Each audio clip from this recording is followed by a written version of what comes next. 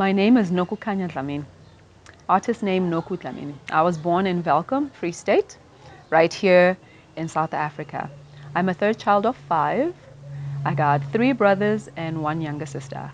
My parents' names are Lechaba Jacob Dlamini and Zoliwe Mvulazana Dlamini.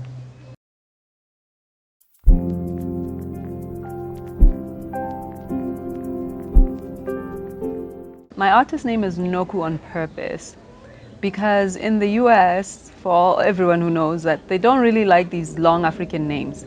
So I decided to go with Noku Dlamini. My mom wasn't so thrilled with that.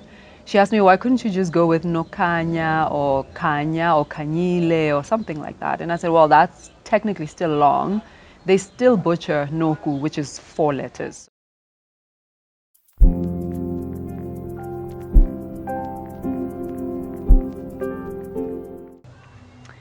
Growing up, I went into government schools and private schools. I was even in boarding school, not because I was a bad child, but I think, okay, in 1991, my father passed away. He was gunned down in Welkom.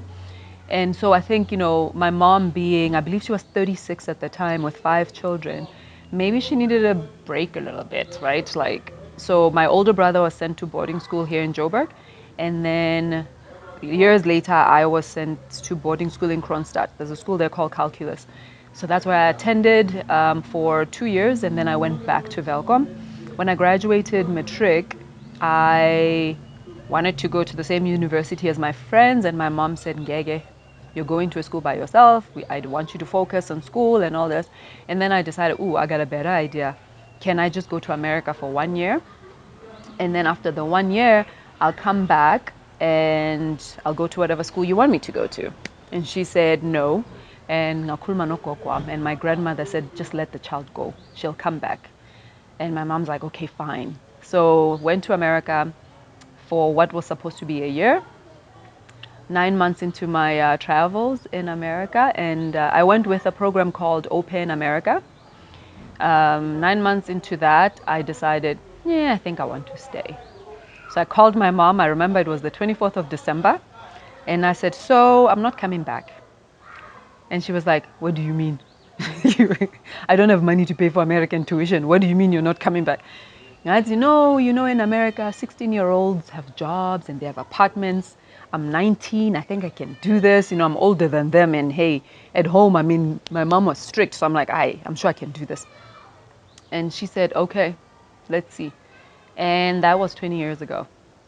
So that showed me that, my mom's strength is in me. My grandmother's strength is in me. My dad's strength is in me.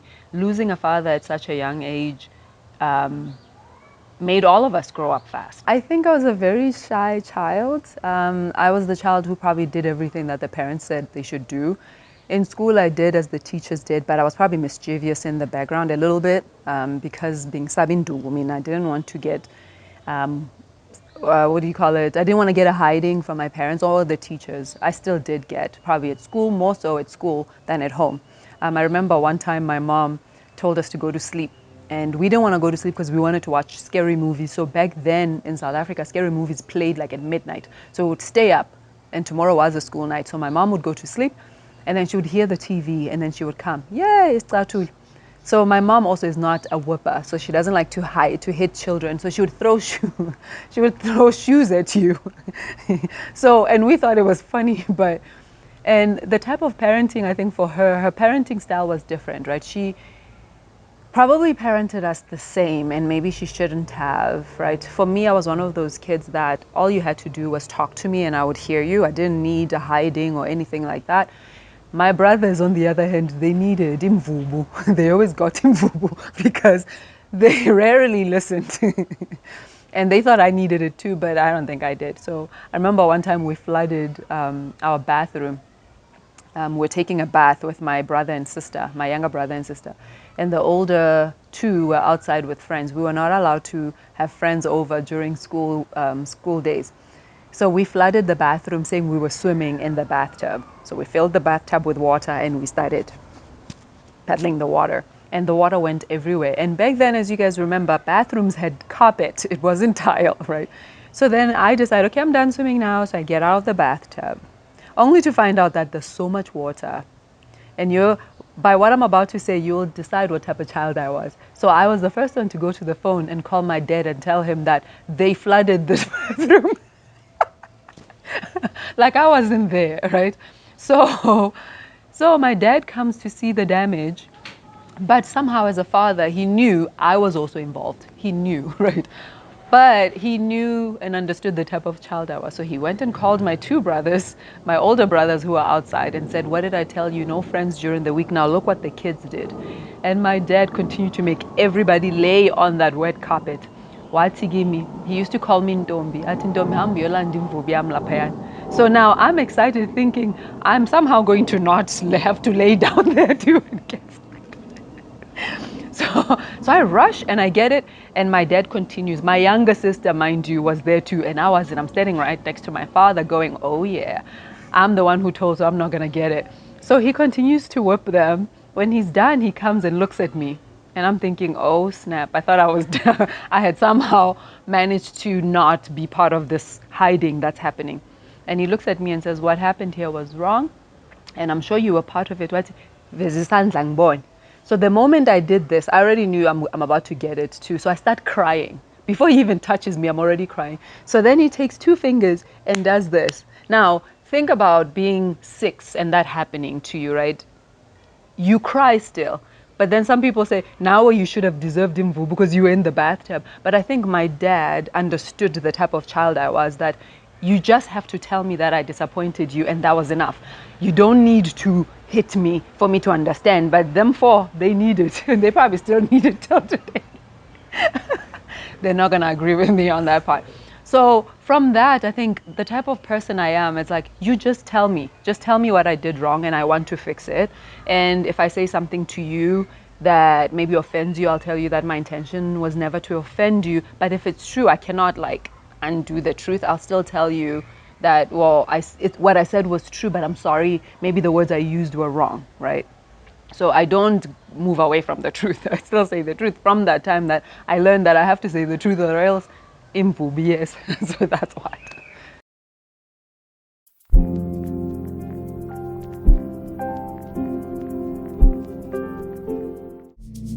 Catch more flies with honey than vinegar.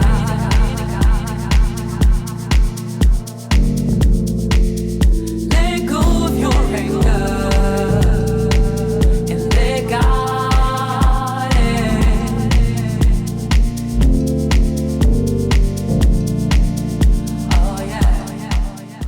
Growing up, my mom and I used to do laundry.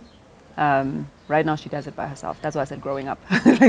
So while we're doing laundry, we would listen to all different types of music, from Ole Tambuli, or Miriam Makeba, or Tapotula, Rebecca Malupe, all of them, and the American ones, or Peter Tosh, or the OJs, Lionel Richie, to Billy Ocean, who's one of my favorites, by the way. So taking all of that and taking jazz, into consideration, that's where my music came from, right? I grew up in church, which is why I'm a gospel artist or a Christian artist. I love the Lord. I am a born-again Christian. But also I do live in this world, right? So I've listened to deep house, I've listened to black coffee, I listen to kwaito music. I don't discriminate. The only thing for me to actually start bobbing my head to music is that there shouldn't be any cuss words. So, or I need to understand what the song says. Anyway, so that's where my music comes from. I do have like a gospel song. I do have an amapiano feel song. I have a deep house feel song. I have a jazz tune. I do have an R&B tune. And I'm still Christian.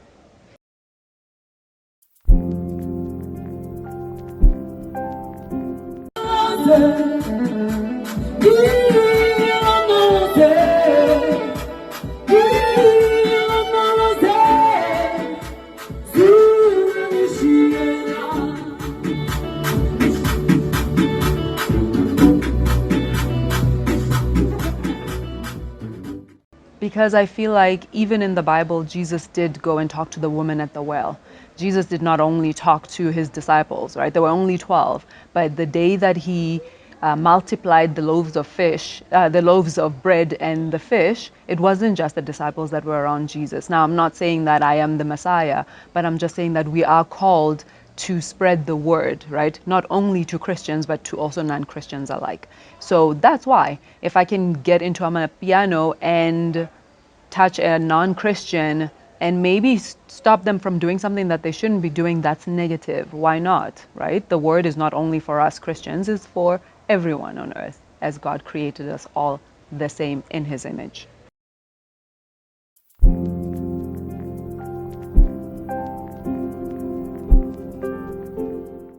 I do it because there are people that came before me that did too, right? We have the Nelson Mandelas of the world, we have the Walter Sisulus of the world, we have the Martin Luther Kings of the world, we have Mother Teresa. There are people around the world that wanted to do good.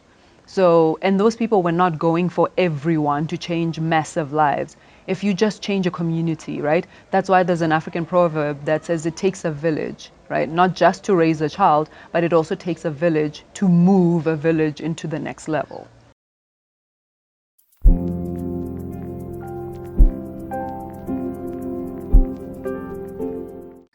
Of let's talk about it. My ambition for this platform is that we will be able to tackle those topics that maybe we don't talk about openly as believers, as Christians, or as human beings on this earth, right? Why should you listen to my music?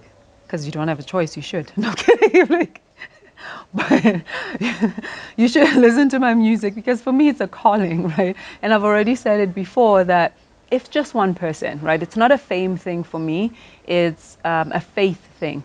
So if I could just get into someone's household, change maybe a husband that's beating a wife, or a wife that beats up on his husband, a husband that abuses children, a man that's about to go rape a child that's about to steal something, cultural, racial indifferences, you know, like if I could just stop something from happening, it's a win for me.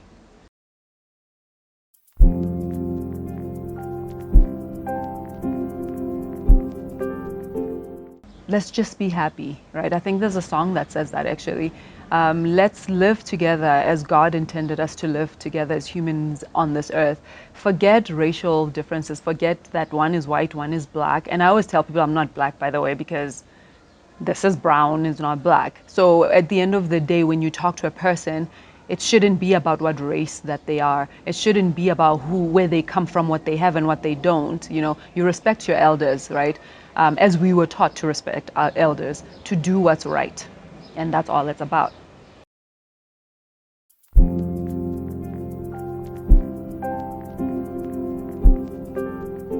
So the truth is, I tried it once upon a time and it didn't work out. I found that people are not as honest as they say, that we can say vows and not mean a word that we said.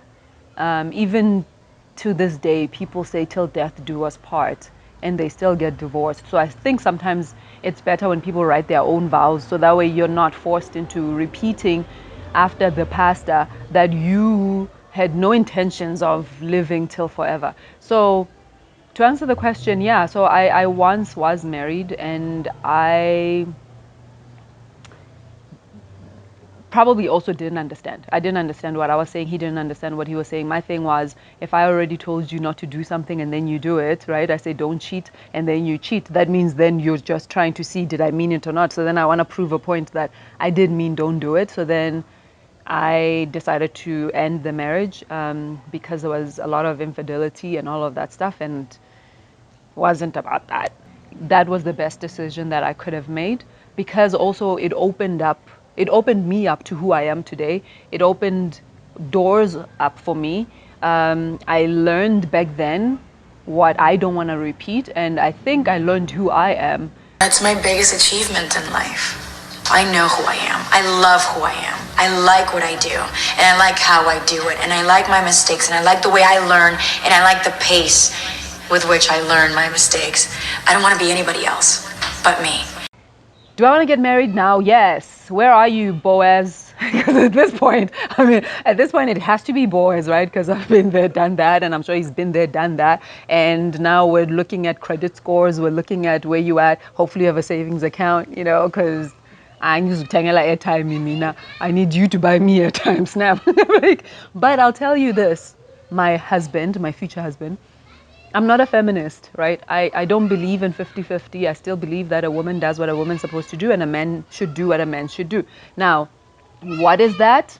It's what the two of you decided to be. Today, there are men that like to cook.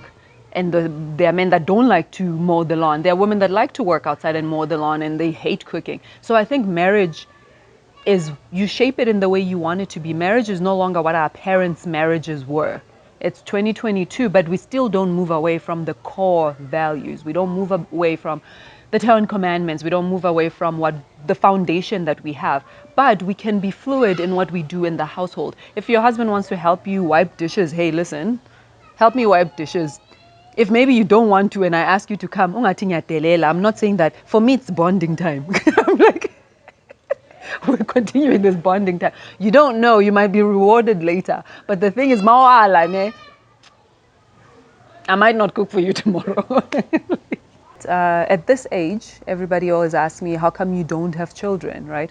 My answer has always been, I haven't really thought about it, or not necessarily that I didn't want children, but I haven't longed for one, right? And so my friends would always tell me like, "Yay, your biological clock is ticking," and all of these things. And my response to them has always been, "It's funny how my biological clock ticks louder in your ears, but I can't hear it, but it's in my own body." So I think like in life, God puts stuff in us, right? Like we're called to do certain things, and when it's not time for something, you don't force it, right? You wait until it's the right time for things to happen, and maybe now is the right time because now I think about it.